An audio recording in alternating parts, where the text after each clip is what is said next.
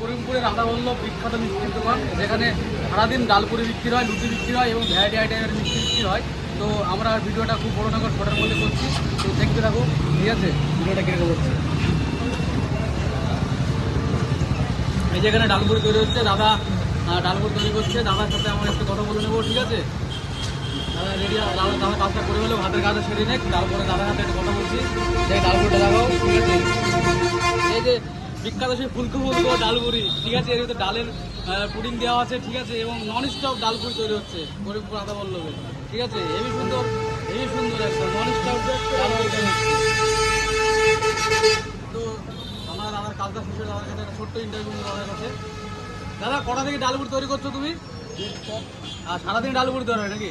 সকাল 8:30 থেকে বেলা 9টা অবধি, তারপরে 1:30 থেকে 2:30 অবধি ডালপুরি। তো ডালপুরি তো খুবই টেস্ট, তুমি তো তৈরি করছো, তার মানে তোমার হাতে জাদু লাগানো আছে, ঠিক আছে? তো খুবই ভালো লাগলো, সারাদিন ডালপুরি বিক্রি হচ্ছে, একদম সুন্দর ভালো তেল, তাই তো? সরিষার তেলে ভাজা ডালপুরি আমরা দেখতে পাচ্ছি। সরিষার তেলে ডালপুরিটা ভাজা হচ্ছে, ঠিক আছে? যেটা এখন সব জায়গায় পাওয়া যায় না, কিন্তু সরিষার তেলে ডালপুরি ভাজা হচ্ছে।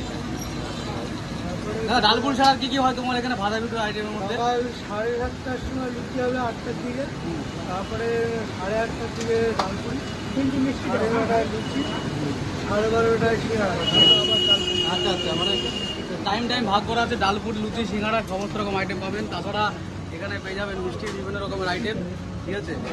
এই যে দেখতে পাচ্ছেন আইটেম মিষ্টির, ঠিক আছে? বিভিন্ন রকমের আইটেম, আমি নিজের নাম জানি না কী আইটেম, ঠিক আছে?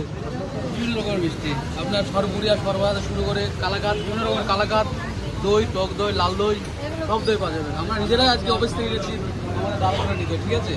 তো আমরা আজকে ভিডিওটা করছি আর আমরা খাওয়ার পরে দেখাবো যে কেমন টেস্ট ডালপুরিটা, ঠিক আছে?